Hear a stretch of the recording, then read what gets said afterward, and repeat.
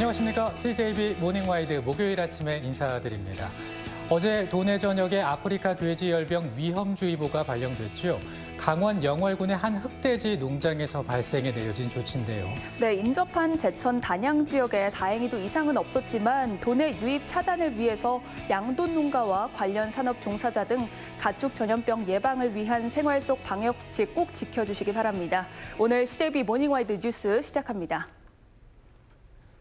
어제는 코로나19 상황에서 맞는 두 번째 어린이날이었죠. 예년 같으면 어린이들을 위한 각종 행사가 하루 종일 곳곳에서 열렸겠지만 올해는 코로나19로 상황이 달라졌습니다. 공식 행사는 대부분 취소됐고 일부는 온라인으로 대체됐는데요. 구준혜 기자가 어린이날 표정 전해드립니다. 오남매가 TV 앞에 나란히 앉았습니다. 눈을 뗄 수 없는 신기한 마술 공연에 탄성이 절로 나오고 흥미진진한 인형극의 재미에 푹 빠졌습니다. 전교조 충북지부와 청주교대 총학생회는 해마다 대면 행사로 열어온 어린이날 큰 잔치를 코로나19 탓에 올해는 온라인으로 대신했습니다. 코로나 때문에 못 나가서 기회도 아쉽지만 마술형 인형극 봐서 좋아요. 어린이날이면 북적이던 청주 어린이회관과 동물원은 코로나 확산 방지를 위해 굳게 문을 닫았습니다. 매년 열리던 행사도 줄줄이 취소됐습니다. 반면 민간이 운영하는 실내 놀이터로 어린이들이 몰렸습니다. 있는 힘껏 높이 점핑도 하고 동무들과 신나는 공놀이에 시간 가는 줄 모릅니다. 어린이날이라 아빠랑 와가지고 방방도 타고 맛있는 것도 먹고 재밌게 보내고 있어요. 화창한 날씨에 근교 유원지에는 어린 자녀를 동반한 가족 단위 나들이객들이 부쩍 늘었습니다. 청주 상당산성과 무남 생태공원, 정북동 도성 등 탁 트인 잔디밭에서 다양한 놀이를 즐기며 시간을 보냈습니다. 간만에 이렇게 가족들하고 좋은 날씨에 상쾌한 공기 마시게 돼서 즐거운 마음으로 보내고 있습니다. 하지만 대다수 어린이들은 갈 곳도 행사도 사라진 어린이날을 실내에서 차분히 보내야 했습니다. 코로나19가 활기가 넘쳐야 할 어린이날 풍경까지 바꿔놨습니다. CJB 구준혜입니다.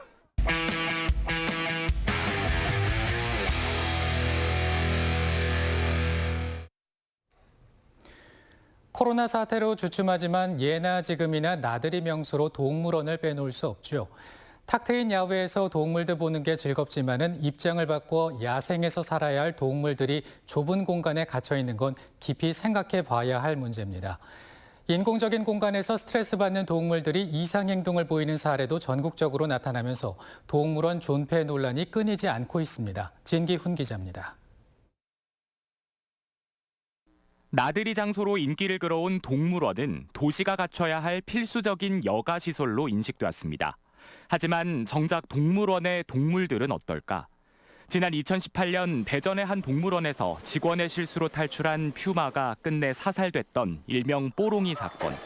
동물원 안전관리 문제와 함께 동물원을 아예 없애자는 논란에 불을 지폈습니다. 동물원 자체가 동물을 위한 공간이 아니라는 뒤늦은 자각 때문입니다. 국내 동물원에서 관찰된 동물들의 이상 행동들입니다. 유리장한 주머니 쥐가 벌벌 떨기도 하고 좁은 공간 속 라쿤은 쉴 새 없이 왔다 갔다 합니다. 수조 속 돌고래도 마찬가지. 구석에 코를 박고 꼼짝도 않더니 물 위로 머리를 꺼냈다 다시 넣기를 반복합니다. 각자의 동물들이 고유한 습성을 펼치지 못해 스트레스를 받고 누적된 스트레스가 이상 행동으로 이어지는 겁니다. 똑같은 행동을 이제 반복하잖아요. 그래서 이제 그것을 정형 행동이라고 흔히 이제 이야기를 하는데 야생에 있는 동물을 좁은 데 가두다 보니 환경적인 제한되는 요소에 의해 가지고 스트레스와 이제 당연히 관련이 있다고 지금 알려져 있고요. 제도도 부실합니다.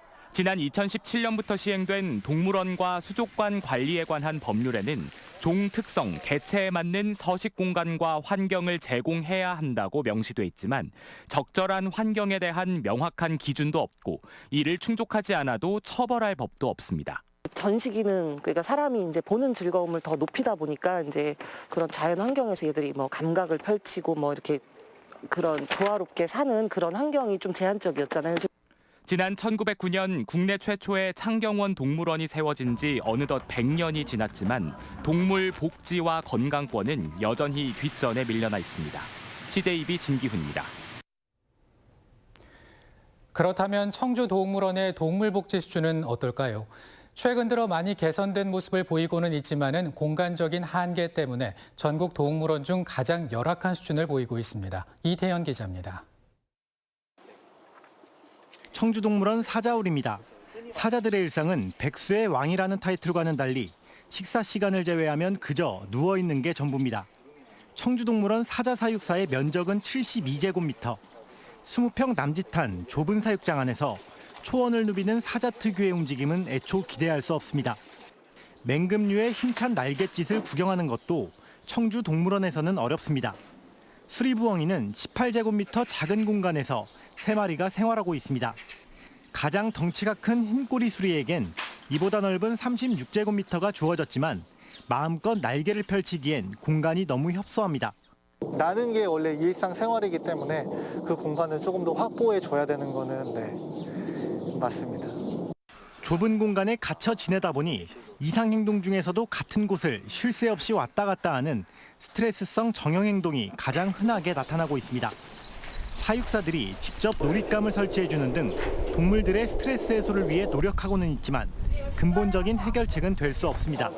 일종의 정신병 비슷한 걸로 이해하시면 될 건데 놀이기구, 장난감, 심지어 타이어 무슨 여러 가지들을 매달아 놓고 이렇게 동물들이 호기심을 갖고 스트레스를 풀 수 있도록 노력을 해주거든요. 청주동물원의 사육동물 종류는 75종으로 모두 합쳐 425마리. 동물 복지에 대한 인식이 높아지면서 청주동물원의 존재 이유를 원점부터 다시 찾아야 한다는 목소리가 커지고 있습니다. CJB 이태현입니다. 전국의 둘레길이 하나둘씩 늘면서 둘레길도 경쟁 시대를 맞고 있습니다. 한 해 160만 명이 찾았던 괴산 산막이 옛길도 전성기를 되찾겠다며 산책로를 늘리고 체험시설을 갖추는 시즌2 사업을 추진하고 있습니다. 조용광 기자입니다. 괴산 산막이 옛길은 지루할 틈이 없습니다. 각양각색의 소나무들과 햇살에 부딪혀 눈부신 괴산호의 풍광, 그리고 유유히 떠다니는 유람선, 노루가 목을 축였던 노루샘과 빗물론에 심겨진 연화, 호랑이가 살았다고 전해오는 호랑이 굴 등 4km 산책로 곳곳이 볼거리입니다. 하지만 한때 한국 관광 100선에도 뽑혔던 괴산 산막이 옛길의 인기는 예전만 못합니다. 2017년 163만 명이 찾았던 방문객은 해마다 줄다 코로나19가 발생한 지난해에는 58만 명까지 떨어졌습니다. 전체를 이렇게 쫙 한눈에 좀 볼 수 있는 부분을 조망하면은 굉장히 좋을 것 같은 생각이 들어요. 잘 되어 있는데 저 악장 같은 데 올라가기 싫을 좀그 문을 올라갈 수 있는 그런 잘 저기 좀 해주시면 좀. 괴산 산막이 옛길이 전성기를 되찾겠다며 일명 시즌2 사업을 추진하고 있습니다. 전국 수력 발전소 중 처음으로 괴산댐의 공도교가 곧 개방되고 지역 작가 37명의 도예와 공예, 목공, 조각 작품도 산막이 옛길에 활력을 불어넣고 있습니다. 최근에는 산막이 옛길의 풍광을 내려다볼 수 있는 모노레일과 스릴 만점의 하강 레포츠 시설을 설치하는 협약도 맺었습니다. 또 데크와 부교를 활용한 2.9km의 생태길이 추가로 조성되고 2024년까지는 숙박시설 35개 동과 숲속 체험장도 조성됩니다.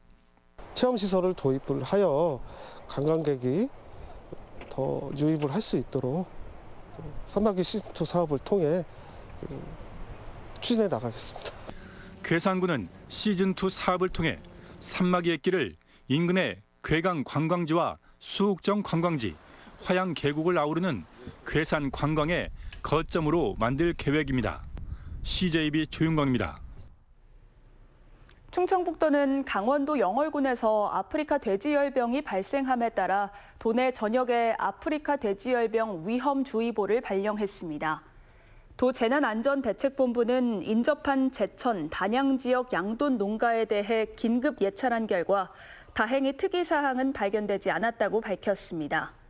하지만 도내 유입 가능성이 매우 높은 만큼 인접 시군 농가에 대한 정밀 검사와 외부인 출입 제한, 소독시설 설치 등 방역 조치를 강화할 방침입니다. 음성군은 공무원 투기 의혹 조사 결과 의심 사례가 발견되지 않았다고 밝혔습니다. 군은 지난 3월 15일부터 지난달 말까지 용산 산업단지와 인곡 산업단지, 삼정지구 도시개발 관련 부서에서 2014년 이후 일한 공무원과 현 균형발전국 소속 공무원에 대해 조사를 실시했습니다. 규모는 공무원 213명과 가족 652명 등 모두 865명입니다. 군은 이 중 37명의 토지 거래 내용을 확인했지만 대상외 지역으로 밝혀졌다고 설명했습니다. 증평군은 코로나19 확산 방지를 위해 내일 개막할 예정이던 22회 증평 인삼배 전국 씨름대회를 무기한 연기했습니다. 이번 대회는 내일부터 13일까지 일주일간 증평 종합스포츠센터에서 전국 132개 팀, 1,067명이 참가해 실력을 겨룰 예정이었습니다. 증평군은 백신 접종과 코로나19 발생 상황을 지켜본 뒤 올해 하반기 개최할 계획이라고 밝혔습니다.